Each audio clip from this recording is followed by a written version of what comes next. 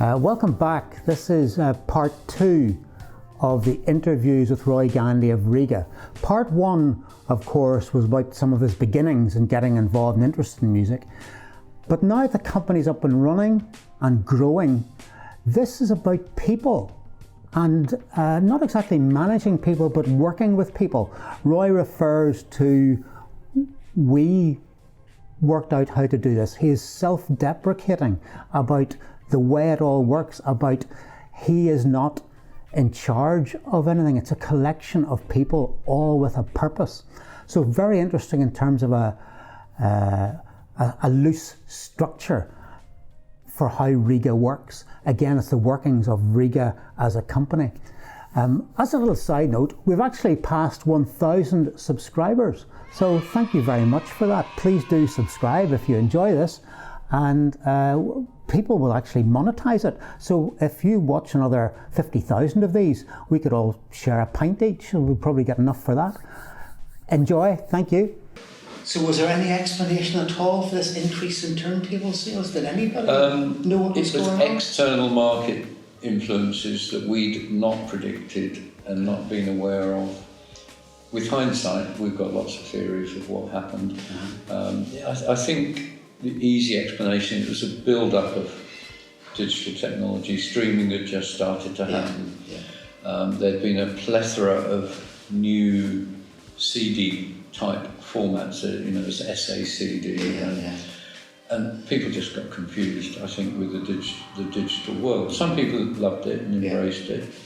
I mean, I certainly find a CD very useful for learning a piece of music off it, because you can keep switching backwards and forwards. It's more difficult than moving an arm, easier than moving an arm. But we met a number of people who just got fed up. And so one of our engineering principles when it comes to discerning sound quality is only make one change at a time. Seems obvious. If you make 2 changes, you don't know which one's caused it or whether it's a combination of 2.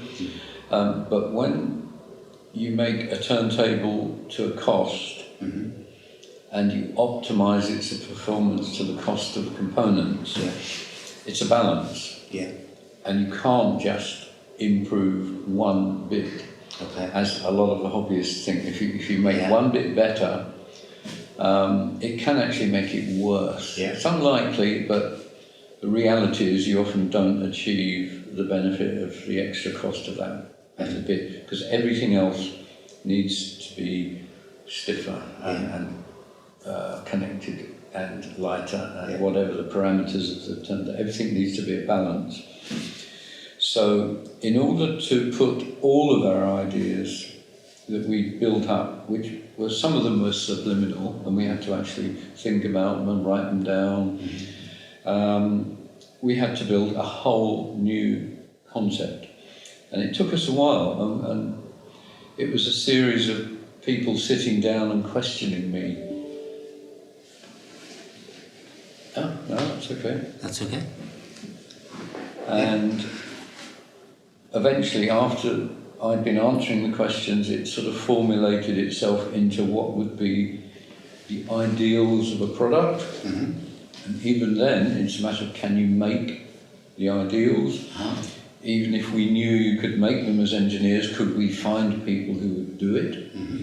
And at that point, we were just quite lucky that the Formula One industry had its budgets capped.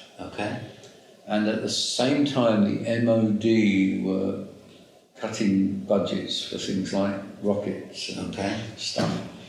And so we suddenly had an industry that was there and up and running that had less work. And particularly, we were working with an MOD company who produced ceramic parts, and we were working with companies who made carbon fibre bits for Renault gearboxes and steering wheels and smaller parts on Formula One cars. And one in particular had a young assistant engineer who was a vinyl enthusiast. And after we went and chatted with the owners, who were used to people like Ron Dennis maybe going and talking to them. McClean and all that, they sort of said, patronising. Yes, very interestingly, but hang on, Lee, could you help these guys out? So we got Lee, who really was enthusiastic about what we wanted to do and understood immediately. It wasn't a question of trying to convince him.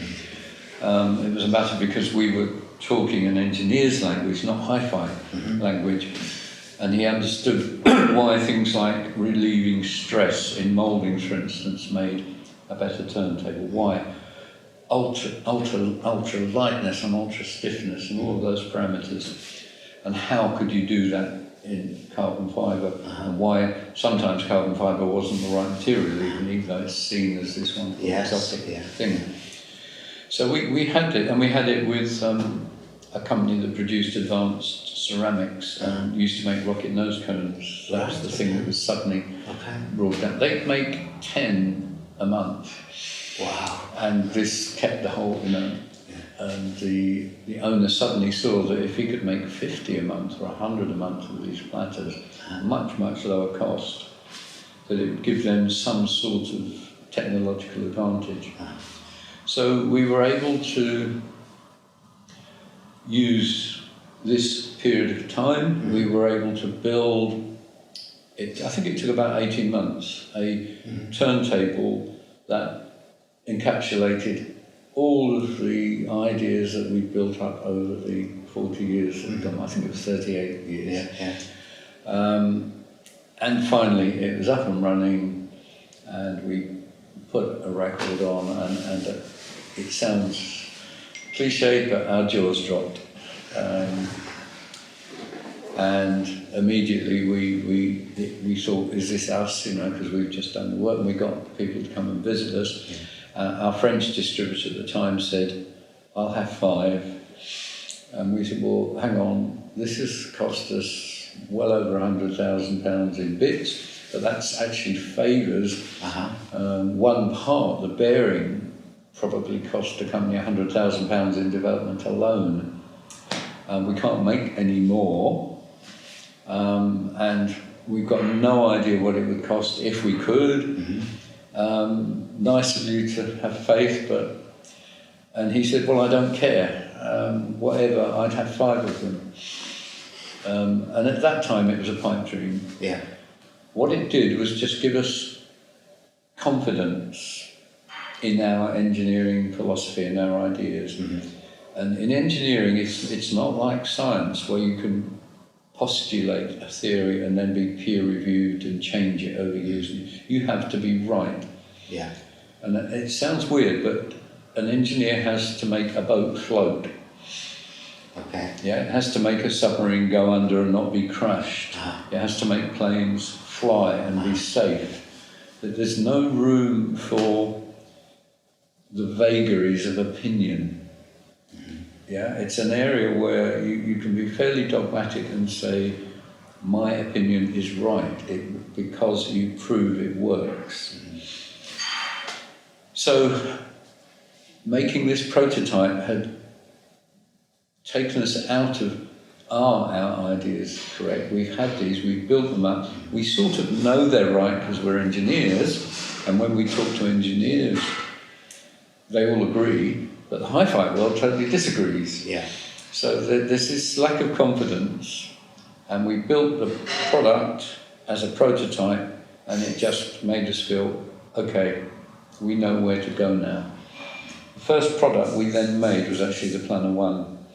Nothing to do with despite the fact that product was Naiad. Exactly, but it gave us the confidence to, in our direction, which we couldn't explain, but it's, it's pretty boring engineering concepts about materials and stiffness. And we invested in a moulding, £60,000 worth of a moulding just to make the platter for a Planner 1. And that Naiad had given us the confidence to do that. And that was a lot of money for us at that time. It was a huge risk. But the Planner 1 was really being demanded. And we were making a Planner 1, but we weren't very happy with it. And its sales were not great. It was a few hundred a month. We invested in the moulding, remade everything around the confidence that we'd had from the Naiad, and the sales suddenly went up to a couple of thousand a month. It sounded much better. It was as simple as that. We didn't market it any differently, but just people liked it more. This is one of the things I would interject, is that Rega is an engineering and a solutions company, and what Roy's talked about, I mean, is doing pure research on a turntable that eventually did have some limited production numbers at £30,000, and the pure research that these guys want to do is immediately channeled into being able to make a better product that was at the time selling for maybe £230 or whatever for the planner one at that stage. Now £275 for an orderly queue. But that kind of engineering is a very different approach to many companies, where it's marketing led, as in we need a product at this price, this price, this price, and let's make a difference.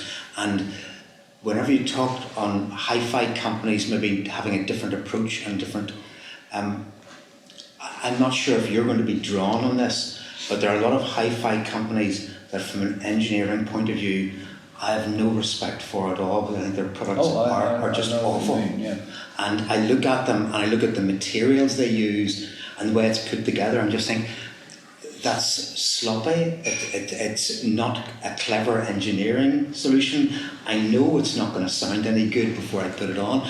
Terrible thing to say, you know. But there is a subsection of hi-fi enthusiasts that love these kind of products, but it's sometimes hard to have respect for some people in the hi-fi industry because they don't understand some fundamental engineering principles. And you're the opposite of that, because your engineering principles come before the product. Absolutely. So whenever you then have to apply that to a range, there's a phrase you used earlier that I liked about you're designing it as a whole, and if that's a planner 2 as a whole, or a planner 3, or whatever model it is as a whole, obviously you're learning from different things, but are different people doing parts of that whole project to pull it together, or how does that team, how does those bits become a product that's more than the sum of its parts? Because to me, the most famous is probably the Planner 3 for a long, long time, has always been more than the sum of its parts. It punches way above its weight, performs better than things that are far more expensive. So how does that come together for those different... is there an answer to that? I don't know. Yes, there is. It's a difficult question, but I fully understand your eloquence. I mean, it's something that we feel that we do feel totally alone in our industry. We're not, it feels sad to say it, and a lot of people don't like us for it, but we're not proud of our industry because it's not professional.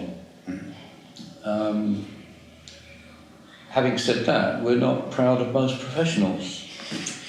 If you're pushing the boundaries, you always come up against the experts.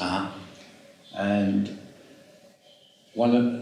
this French distributor I told you ordered the 5 Naiads at the beginning, he always used to tell us only 1% of experts really are. That was one of his quotes. Okay. And I spent my life working with things that I don't understand, accountants and lawyers and architects particularly, because they're near the engineering designing field. And I can't believe how bad they all are. But every now and again you find one that's an oasis, that's doing what they should do, and you suddenly get this wonderful feeling of a great person that's really an expert. But when you start working with those people, you find that your combined limit of knowledge is reached a brick wall. Okay. That the world actually doesn't know very much. Okay. You get as far as you can, and then it's, we've got to try it and see. Okay. We're in that in magnetism at the moment. We've been trying to look into the technology of magnetism, try to understand a bit more about the terms that are used: reluctance, permanence, permeability, all of which we learned at college. And we learned the mathematical curves for all of these things. What do they actually mean when it comes to a cartridge? How does one term, we want to buy a magnet and they ask us what permeability we want, and we say, it needs to work in this cartridge, and we say, you come and have a look, and they don't know. We're actually working with two of what we are told is world's most expert magnetic consultants who consult to the companies that make car engines. And one of them's given us a solution for a cartridge and it didn't work at all. And he's scratching his head, but it has intrigued him. He hasn't lost face or given up. It's making him think, wow, this is interesting, there's something here I don't know.